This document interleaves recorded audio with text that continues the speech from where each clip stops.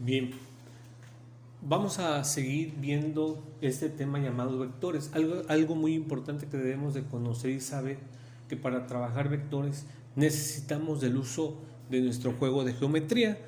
¿Por qué? Porque ahí vienen las escuadras, viene la regla y algo muy importante que debemos utilizar y aprender a utilizar es el uso del transportador.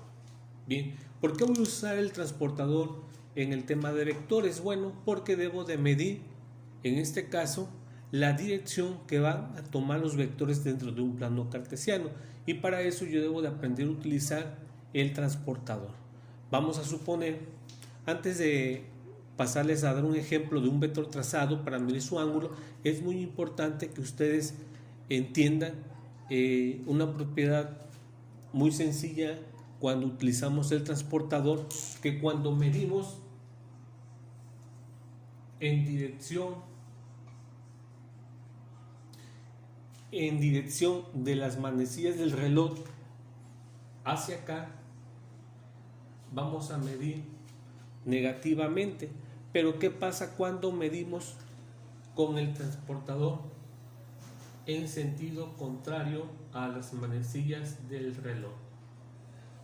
Los signos, ¿sí? Entonces, cuando medimos con el transportador hacia el mismo sentido que las manecillas del reloj, estamos midiendo negativamente, pero cuando medimos con el sentido contrario a las manecillas del reloj, medimos positivamente. Entonces, es algo importante que ustedes deben tener presentes a la hora de hacer las mediciones con el transportador. Ahora bien, vamos a suponer que tenemos un vector trazado en el primer cuadrante, en el sentido noreste. Ya habíamos platicado en el video anterior cómo se manejan los sentidos. Entonces, este vector está en el primer cuadrante con un sentido hacia el noreste, en el primer cuadrante, pero este vector tiene una dirección. Esa dirección va a estar medida en grados. ¿Qué debo de pasar yo a hacer? Bueno, debo de aprender a utilizar el transportador. ¿Cómo debo de medir el ángulo que forma este vector con el eje de las X? Bien, lo que debo de hacer yo es colocar el transportador de esta forma. El transportador debe de quedar sobre ese componente y el transportador tiene un centro que debe de coincidir con el punto de origen. Entonces, si yo pongo mi transportador aquí, el transportador va a quedar más o menos así. Entonces, es la forma correcta de poner el transportador cuando estamos trabajando plano cartesiano. Les vuelvo a decir, el transportador trae un punto medio, el cual debe de coincidir con el origen del plano cartesiano, y vamos a medir este ángulo que está aquí. Si yo lo pongo aquí, voy a medir con respecto al eje de las X. Quiere decir que voy a medir de aquí hacia acá. Y lo que me marca el transportador es lo que debe de medir este ángulo. Caso contrario, si yo tengo un vector en este cuadrante, en este segundo cuadrante, con un sentido hacia el noroeste, entonces puedo medir de esta forma. Primero voy a medir con este sentido, y ya sabemos que ese sentido, bueno, el signo va a ser negativo. Y si yo mido desde aquí hasta acá, entonces va a ser positivo. Entonces, yo lo que debo de hacer es saber colocar el transportador cuando esté midiendo vectores en un plano cartesiano. Ahora, ¿qué pasa con los vectores que se trazan en el tercer y cuarto cuadrante? Bueno, el transportador se pone de cabeza o se voltea de esta forma. Ahí está. ¿Sí? Entonces, es lo importante. Algo que no deben de hacer ustedes es colocar el transportador de esta forma, midiendo estos ángulos o midiendo estos. ¿Por qué? Porque no es correcto cuando estamos trabajando con vectores. Entonces, ese es otro punto muy importante que ustedes deben de conocer, cómo deben de trabajar con el transportador en planos cartesianos cuando vemos el tema de vectores. Hay muchos usos del transportador en un plano cartesiano. Entonces pueden ustedes checar cualquier video donde les puedan enseñar ustedes el uso del transportador. Bien, entonces es muy importante eso.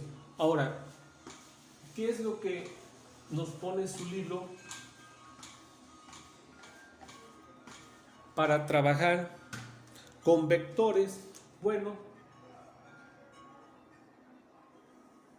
los que nos ponen a nosotros para trabajar con vectores, el primer tema se llama conversiones.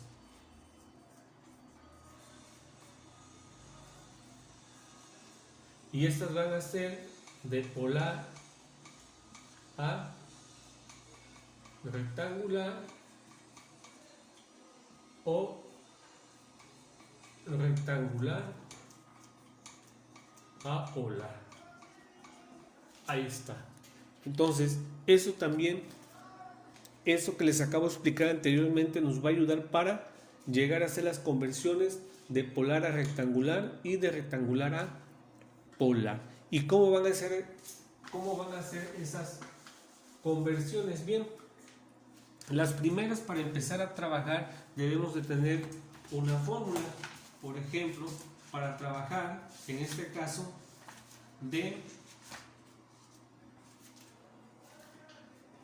para convertir vector de polar a rectangular,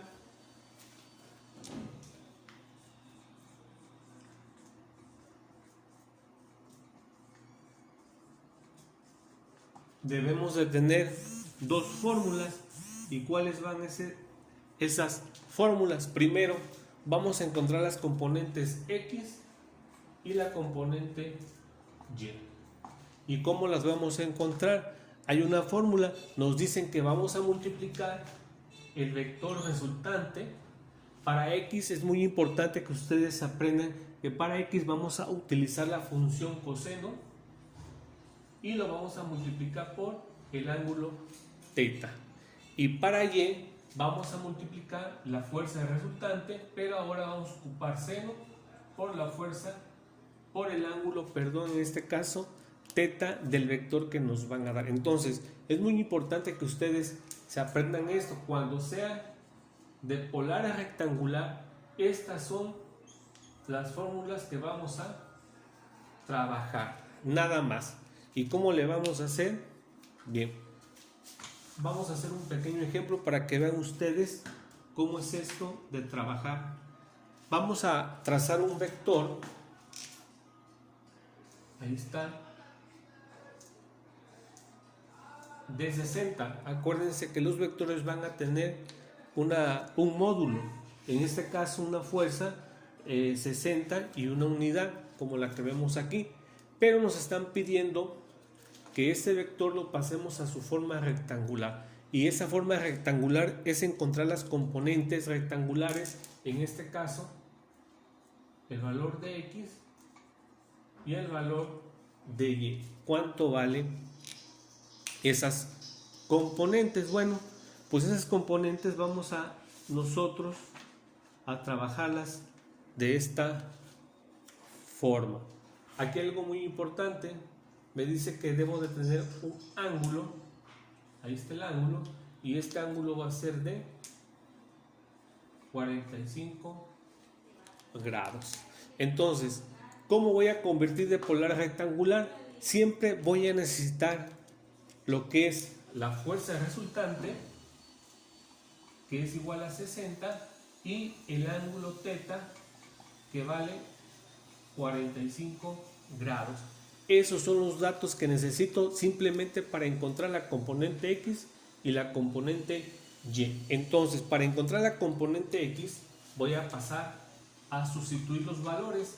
Aquí tengo X, la resultante, que viene siendo la magnitud del vector, vale 60 y va a ser multiplicada por el coseno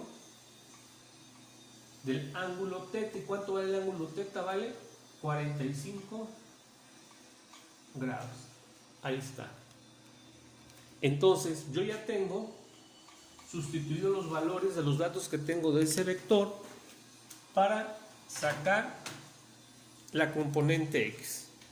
Entonces yo voy a tener que 60 va a multiplicar el coseno de 45 grados, y coseno de 45 grados nos dice que va a ser igual a 0.70. ahí está, coseno de 45 grados. Vean ustedes que en la calculadora les pueden salir más cifras, pero con que tomen dos cifras después del punto hacia la derecha es suficiente. Entonces, al multiplicar 60 por 0.70 nos dice que es igual a 42. Entonces, X es igual a 42. Entonces, vean ustedes, yo ya tengo el valor de esa componente que me están pidiendo llamada X, que sería esta que está acá. Entonces, ese valor sería 42. Ese tramito de aquí a acá mediría 42. No sabemos qué unidades tienen, pueden ser metros, centímetros, etcétera. Lo podemos hacer a escala también. Ahora, ya tengo el valor de X para el valor de Y. Entonces, yo voy a decir que Y es igual al valor de la resultante, que es 60, pero ahora para Y me dicen que va a ser seno del ángulo, y ese seno del ángulo nos dice que es de 45 grados. Ahí está, sustituí ya los datos en la fórmula. Entonces me va a quedar a mí que 60 multiplica al seno de 45 grados y me dicen que es igual a 0.70, y entonces al multiplicar 60 por 0.70 me dicen que es igual a 42. Ahí está. Entonces vean ustedes, yo ya tengo tanto el valor de X como el valor de Y, que valen 42. ¿Sí? Entonces es muy importante que ustedes van a decir, profe, pero ¿por qué salió lo mismo? Bueno, porque ese vector coincide con un ángulo de 45 grados. Quiere decir que va a estar a la mitad de este cuadrante, exactamente 45 grados. Quiere decir que cualquier perpendicular o rectangular, sea más larga o más corta, las componentes X y la componente Y deben de ser siempre las mismas, dependiendo del vector, de la magnitud del vector.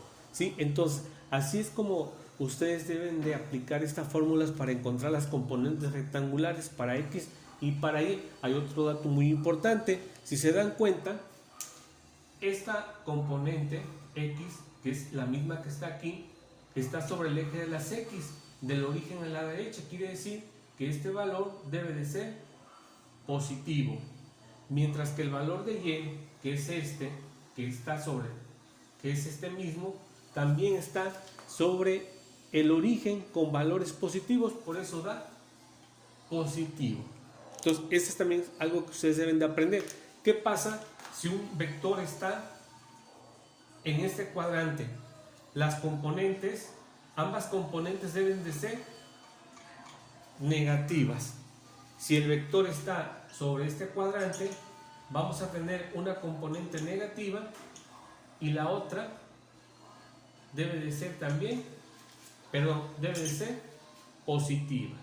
Entonces, es lo que debemos de ver, porque en los resultados no debe de coincidir el resultado positivo y el resultado negativo, cómo se colocan las componentes. Si lo ponemos sobre este cuadrante, debe de ser la componente Y negativa y la componente X positiva. ¿Cómo van a lograr ustedes saber? Bueno, a la hora de hacer las operaciones, deben de manejar los ángulos dados aquí. Pero para eso yo ya les comenté que el sentido de cómo medimos el ángulo es muy importante, porque ya sabemos que si medimos de aquí para acá, el valor del coseno de X de este debe de ser negativo. Por ende sabemos que X debe dar negativo. Igual que aquí, esta componente Y, sabemos que si medimos